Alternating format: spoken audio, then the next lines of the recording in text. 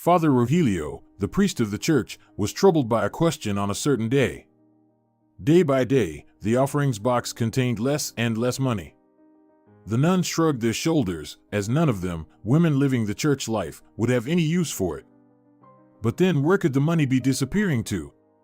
Father couldn't suspect the parishioners, as he had known these people for many years.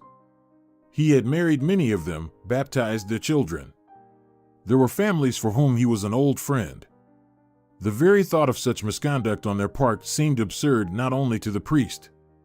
Father Rogelio, just think of Alicia, Sister Maria, an elderly and wise nun, said to him one day. Do you remember that little pink child who grabbed onto your collar in fear and wouldn't let go? You've seen her grow, and now she comes to you for service, pregnant and happy, promising to bring her child to you. The man closed his eyes and smiled faintly. Back then, he was still young, only recently permitted to conduct ceremonies. Alicia's mother was very worried back then, as the girl was very restless and sensitive. The little girl got scared when she was handed over to a stranger, scrunching up her little pink face and grabbing onto the priest with all her might. He still remembers the flushed face of the young mother, Alicia's tiny hands, and the laughter of the parishioners. No, these people would never stoop to theft. I remember. Time flew by so fast that at first I was scared when the young lady told me about such a joyful event, he chuckled. I truly thought she was still just a little girl. And she's already 24, all grown up now. And all the people coming here to pray are just like her. You've led them on the path of faith for many years. Our modest church is important to them. We are their friends, teachers, and part of their families. Sister Maria always brought the priest back from the path of doubts and suspicions. When he first took on the role of the priest, it was this woman who helped him cope with his anxieties. Maria was always there to give him advice and support. Rogelio was the eldest child in his family, but she was still the older sister in his life. But even she was puzzled now. Both the church and the Sunday school and the shelter all depended on donations. While the stolen amounts might not have been significant, they were disappearing regularly. So, much to Father's regret, someone close must have been peeking into the box. And now Sister Maria's words didn't bring the man the peace he needed. Feeling terrible pangs of conscience, he decided to follow his suspicions and began to observe. It pained him to think that someone among these dear-hearted people could be a thief. And as he glanced at the box during the service, he felt a terrible anxiety. He still hoped that the decrease in money was simply due to people losing interest in faith. But that wasn't the case. What is this? Could it be? A thunderclap of a question raced through the man's mind when he saw the boy. People dispersed to their seats, waiting for the prayer reading to begin. Meanwhile, the slender boy circled around the box, cautiously glancing around. The child wore a hood, but Father Rogelio could still feel his gaze on him, which the boy kept throwing his way. So the man decided to pretend he was busy searching for the right page in the prayer book. His heart ached with the sense of impending trouble. Trouble, that's exactly what he could call witnessing a theft. And nothing else. The boy crept closer to the box for a long time. And then, making sure everyone was engaged in the service, he opened it slightly, took out a few bills, and headed for the exit. That's when the man, outraged and saddened, decided to act. "Young man," he shouted, his voice barely concealing his excitement. "Wait, young man, where are you going? Stay with us, we're just about to begin." The boy felt like he was hit with boiling water. He spun around sharply and stood rooted to the spot. He didn't know what to do, whether to run or to stay. However, after standing for a minute, shifting from foot to foot, he timidly walked over to the benches and sat down. Looking around, he noticed the parishioners bowing their heads, and he followed suit. Amidst all this serene calmness, it was hard to believe that a highly important matter was being decided right now. Father Rogelio exhaled. Perhaps today the theft problem would find its solution. But until then, he would have to pretend as if nothing had happened. The service went on peacefully, though an unfamiliar hooded boy fidgeted in his seat as if not used to sitting still for so long without any activity. In reality, he felt the man's gaze on him keenly the whole time. It oppressed him, much like the images of the saints silently reproaching him. And then, people began to slowly rise from their seats. The youth hastened to do the same and leave the church as quickly as possible. Father Rogelio watched the back of the young thief. He had to maneuver through the crowd, muttering brief "excuse me"s and pressing forward. Keeping track of the boy became increasingly difficult. He worried that the boy would manage to disappear. Finally reaching the end of the crowd, he didn't see the gray hood. A sense of frustration hit him like a sledgehammer. All this time, he had held on to the hope of putting an end to the mischief once and for all, but no. The boy had obviously escaped. Shoving the negative emotions as deep down as he could, Rogelio was about to return to the altar when he noticed a sleeve of a gray hoodie flickering among the crowd. Unable to think of anything better, the man seized the skinny wrist and pulled it towards him. It all happened so quickly that no one noticed this rough movement. No one except the priest and the thief. Rogelio tightened his grip on the boy's hand, who was attempting to break free, and led him towards the confessional, where there were no people and it was quiet. Only here did he release the boy and look at him sternly, yet compassionately. Like a loving father looking at his erring son. "Well, my son, I'm waiting for explanations," the padre spoke as quietly as possible, still afraid to attract the attention of the parishioners. "What drove you to such a low deed?" The boy remained silent. He stood, head bowed, staring at his feet and nervously fidgeting with his fingers. His shoulders were trembling visibly. The child was greatly frightened and didn't know what to say. In such silence, the two stood for a couple of long minutes, and Father Rogelio made another attempt to resolve the matter amicably. He reached out his broad hand towards the boy's head and began to pull off his hood. To his surprise, the child quickly grabbed his headgear and even began to push the priest's hand away. However, he didn't relent. With a swift motion, he pulled the hood a little harder, revealing the thief's face before him, and suddenly felt his heart breaking into tiny pieces. "Paquito? Paquito, my boy, is that really you?" exclaimed the padre in disbelief, but instantly recoiled. "How could you?" Before the priest stood a former ward of the orphanage, red-faced from tears and shame. Paquito had always been a sweet and obedient boy. Such children are said to have a golden character, polite, kind, and with a lively mind. If Rogelio had ever harbored ill thoughts about his charges, this boy wouldn't even be on the list of those capable of such treachery. Simply because he would be beyond suspicion, in the eyes of the padre, children like him possessed minds too pure. "Father Rogelio, I didn't mean to," the boy's voice trembled intensely. I just. And then he couldn't hold it in any longer, breaking into tears on the spot. He continued to mumble typical excuses a child could make, all the while choking back tears and wiping his face with his sleeve. The man felt pity for him, his gaze now full of sympathy. After brief contemplation, he placed a hand on the boy's back and led him away from the church. Before asking about motives, it was necessary to calm the youth. They headed towards the shelter from which little Paquito had recently been taken into a new family. The children playing outside suddenly fell silent upon seeing their old friend. Each of them exchanged glances, as their companion seemed in such a despondent state that fear crept in. Had he been returned to the shelter? But Father Rogelio reassured them with a gentle gesture and a silent nod, as if to say that it concerned only the two of them. The children returned to their game, albeit with less enthusiasm. Inside the shelter, it was much quieter.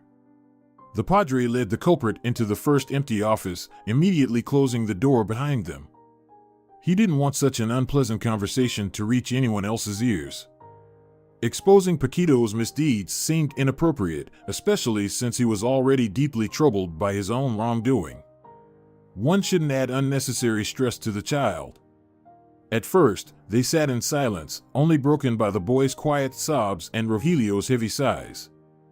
But sitting in silence indefinitely was not an option. Answers were needed. "My boy, what are you doing?" The priest slowly spoke with deep disappointment in his voice. "We raised you, nurtured you, tried to give you the best we could. Why? Why do you need these handouts? You have found a new family, and as far as I know, these people live in plenty." The boy, who had somewhat calmed down, suddenly burst into tears again. He leaped from his chair and rushed into the arms of the church's pastor. This poor child clung to his caregiver as tightly as he could. His voice was full of pain and profound resentment, his whole body shaking with uncontrollable sobs. Father Rogelio stroked the boy's head and whispered warm words, trying to comfort the poor soul. He believed that this young man would never stoop to such lows without a reason. "Paquito, please, tell me, what is troubling you?" "She's bad," the boy cried out through tears. "She always bullies me." The man tried to remember the family who took in this wonderful young man. A sturdy man with a firm handshake inspired confidence in the well-being of the family. Such men know how to provide for their loved ones with everything necessary. Though he behaved reservedly towards the boy, it was evident from his eyes that his heart melted from the positivity that always emanated from Paquito. Standing beside him was his wife, a slender brunette, slightly younger than her husband. She fluttered around the boy, always trying to bring him treats with every visit. This woman appeared friendly and caring.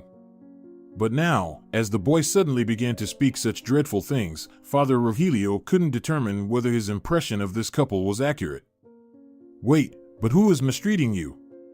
How could that lead you to stealing?" The boy recoiled from the priest and clumsily wiped his cheek with his already damp sleeve. "Irene is bad. Only when Roberto goes away on business, she turns into a demon." The boy grimaced in disgust. "She takes all the money that Papa Roberto gives me for school lunches. Mama says I'm a brat, that if I want money, I should earn it myself." Father Rogelio's eyes widened in shock. "Paquito, are you honest with me?" Yes, Father Rogelio, I'm telling the truth. She's sweet and caring only when Roberto comes home. Irene even hits me if I ask for money to eat again. Sometimes she punishes me and leaves me without dinner, but it's not my fault." Paquito sniffled, paused for a few seconds, gathering his thoughts, and continued, "I understand I'm still too young to do all the chores she asks of me. I can't take out heavy bags of garbage on my own. I can't wash those tall windows to the ceiling. It's hard for me to do housework alone, and it gets easier only when Roberto comes. Otherwise, I would really struggle. Forgive me, Father Rogelio, but I couldn't think of anything better than to steal a little money from the alms box. I know I'm doing very wrong, but I never took more than I needed. Never. It's just when Irene sees me with extra money, she takes it away, and then I have to go back and take more. I don't know why she's like that, honestly. But I'm very scared to tell Roberto about it. Once I told him she mistreated me, and he didn't believe me. After that, when he went away on business again, Irene tied me to the charger cord, and I didn't eat for 2 days. I don't talk to Roberto about his mean wife anymore. Please forgive me." Rogelio placed his hand over his chest. He felt sickened by what he had heard. His protege, his dear boy, was being tormented in his new family, and he, the old fool, hadn't even bothered to visit them once and check on their welfare. They sat in the office, silent for a long time, occasionally glancing at each other. "Father Rogelio, don't you believe me either?" The boy suddenly asked so sorrowfully that it instantly broke the priest's heart. "No, my son, I absolutely believe you. I just don't understand where the teachers are looking. If your new mother resorts to violence, they should have noticed something at least. At first, I went to school like everyone else, and I even made some friends. But then Irene told Roberto that teachers were complaining about my behavior, that I was an uncontrollable child and needed individual attention. So, they switched me to homeschooling. But Roberto doesn't know about this." Father sighed heavily. The boy definitely needed saving, he just didn't know how to do it. Should he call the authorities? But what guarantees were there that this cunning woman wouldn't wriggle out of it again? He could talk to Roberto himself, but then poor Paco's fate would be in danger, as it's hard to simply believe the words of a priest who first placed a child in a family and now wants to return him to an orphanage. On the other hand, Irene, realizing that the boy had reported her to someone, could become terribly embittered towards her foster son. It required some cunning here.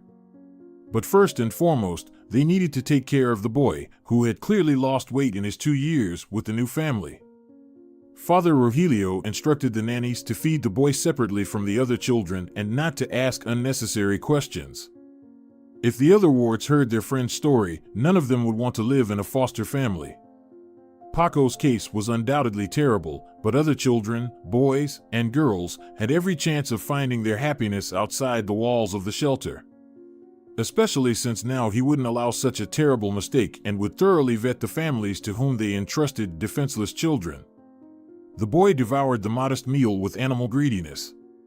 It was terrifying to imagine how one could starve a child to death, being wealthy people. After seeing off the boy, Rogelio immediately went to seek advice from Sister Maria. The man couldn't leave everything as it was, but he also didn't know what he could do in such a situation. As the priest recounted Paco's story, the woman's face became increasingly pale. In all her years as a nun, she had never encountered cruelty in the foster families of her charges. But Rogelio wouldn't have turned to her just to share his worries with someone if he wasn't absolutely sure that she could find a way out of the situation. After finishing the story, he began to share his assumptions with her. "Keep an eye on her," she suddenly interrupted him. "Take your phone with you, gather evidence. We need to prove to Roberto that his wife is by no means as kind and harmless as he thinks." "Perhaps you're right." This time she managed to instill confidence in the priest. The next day he dressed in ordinary, unremarkable clothes and went to the address indicated in the adoption documents. As he approached, the full beauty of the wealthy neighborhood unfolded before the priest. And how sad it was to realize that behind such a diligent facade could hide the very real dirt. Rogelio checked the address and stood a little away from the right house. He stood there for about an hour when the gate of the high fence began to open. Tearful Paco emerged from behind the fence. Father immediately waved to him, beckoning him over. "What are you doing here?" the boy asked in amazement. "Nothing special. Take this, my boy." The man pulled a couple of small bills from his pocket and handed them to the child. "Go grab a bite. Today you can go to church without stealing anymore. From now on, come to the shelter to eat." The boy didn't utter a word. He simply smiled warmly and hugged the priest. After bidding farewell, the visibly cheered-up Paquito soon disappeared around the nearest corner. Apparently, he had been punished again today. Father Rogelio, however, remained in his place. After some time, an expensive car approached the gates. A beautiful young woman with short hair stepped out, but she wasn't Paquito's mother.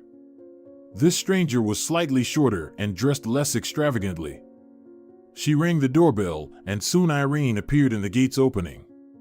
It was clear that these women had known each other for a long time. The priest decided to approach a little closer. Luckily, there were enough decorative bushes around to act unnoticed. He even managed to find such a good spot that he could distinguish every word of the women from there. "Isabella, I asked you not to bring anything for this boy," Irene said loudly to Isabella with undisguised irritation. "There's no need to spoil him. Why are you so angry with him?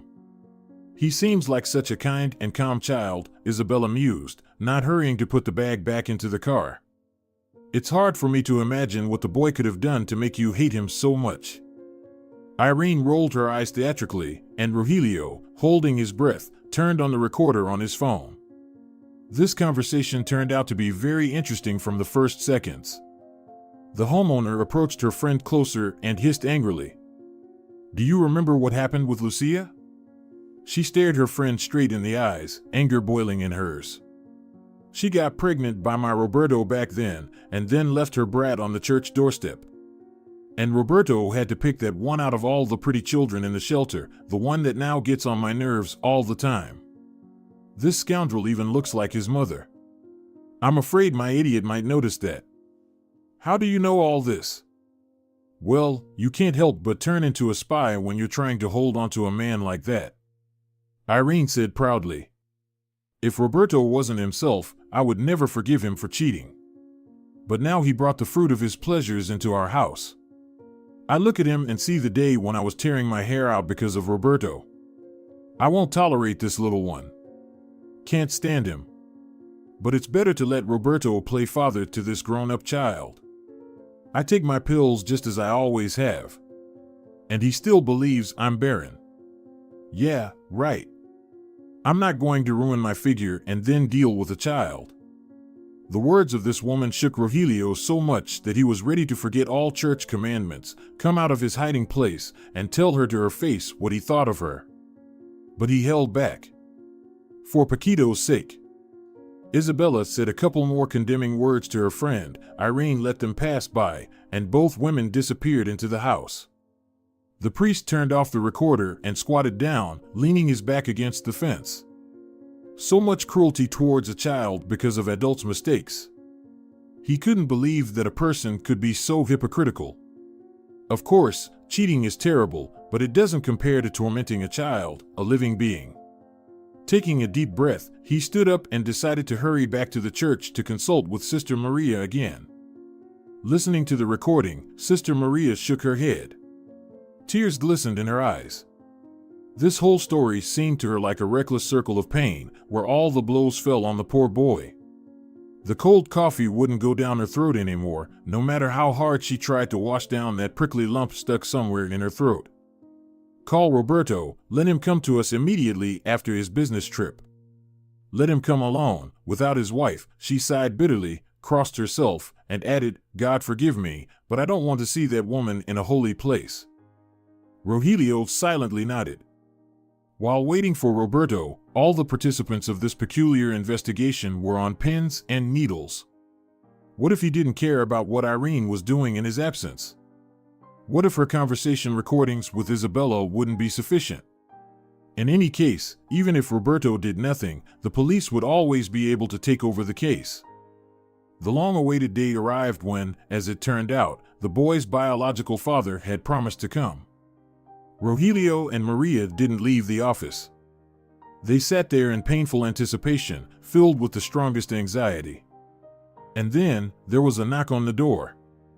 A man in a business suit entered the office.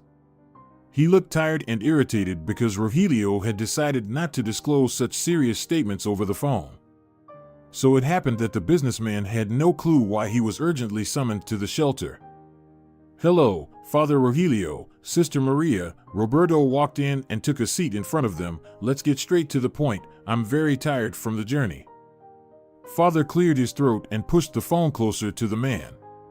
He exchanged glances with Maria and gave her the floor. You see, Mr. Velasquez, we are very concerned about the well-being of our wards and wish them only good. She nervously adjusted her habit before continuing, but in our case, we simply had to summon you. There was a minor incident with Paquito, which raises doubts about his happy life within the walls of your home. I'm listening. Roberto's voice was firm and sharp. He noticeably tensed upon hearing that the matter concerned his adopted son. Instead of continuing empty dialogue, Father Rogelio simply played the recording, allowing the man to learn everything he needed to know about the situation. Towards the end of the recording, it was evident how Roberto clenched his jaws with force and how his gaze acquired an unhealthy spark. Did you know about this, Mr. Velasquez? There's not a single piece of news here that I haven't heard before. Do you really? Do you entertain the possibility that Paquito might be your biological son? The man sprang from his chair. Only now did the mask of cold confidence slip from him. He was both puzzled and enraged at the same time. Yes, I cheated on her 10 years ago. And even then it wasn't clear to me whether it counted as cheating, because at that time we were in the process of divorcing for a completely different reason. As you can see, we managed to save our marriage. And Lucia, the man lowered his tone, evidently plunging into unpleasant memories. Lucia left. As soon as she found out that I wasn't officially single back then, she left. She didn't destroy our family with Irene. Everything was falling apart before her.